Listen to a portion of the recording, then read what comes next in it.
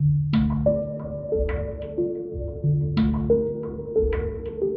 situation du bassin lac Tchad reste très compliquée.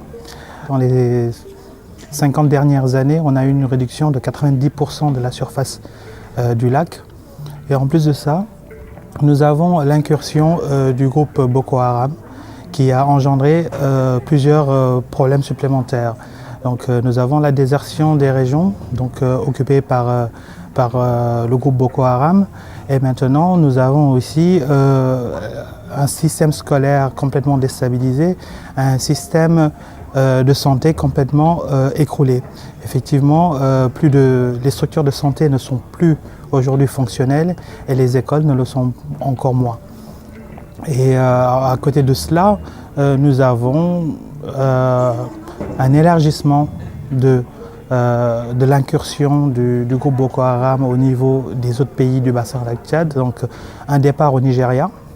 Ensuite, une incursion au niveau des 3 autres pays autour du bassin lac Tchad, notamment le Niger, le Cameroun et le Tchad.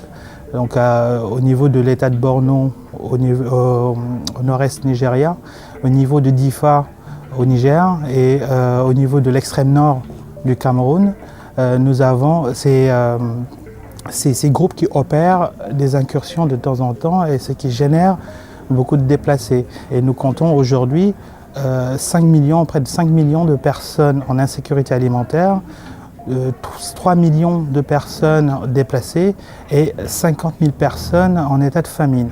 Le changement climatique est un des facteurs. Le changement climatique n'est pas complètement le seul coupable dans la situation du bassin lac Tchad.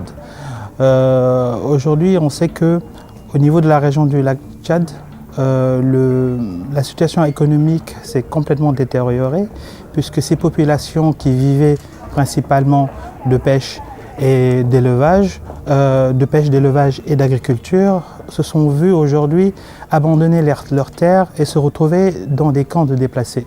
Et aujourd'hui, c'est la communauté humanitaire qui se charge de les prendre en charge avec l'appui de certains gouvernements, bien sûr, qui ont conscience de la problématique et qui sont en train de proposer des solutions pour permettre de libérer ces zones occupées.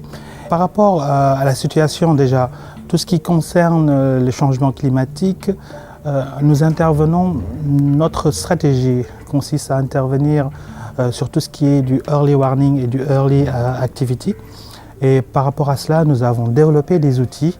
Nous avons mis en place un biogénérateur, un hydrogénérateur qui nous permet de prédire dans un délai très court, on va dire sur un délai de 6 mois, la situation, on va dire, pastorale de la région, parce qu'on a la possibilité de mesurer la biomasse, de connaître un peu l'état de la végétation dans cette région-là et de pouvoir mettre en place des solutions de mitigation. Par exemple, mettre en place des stocks alimentaires de bétail pour permettre aux éleveurs de pouvoir avoir accès à ces stocks-là. Et à côté de cela, nous intervenons directement sur l'aide directe aux déplacés, sur l'assistance alimentaire, sur la prise en charge de la malnutrition et de la santé, et surtout au niveau de la santé mentale. Et nous mettons en place des activités d'eau, hygiène et assainissement pour pouvoir permettre à cette population déplacée d'avoir accès à l'eau, mais d'avoir accès à des systèmes d'assainissement.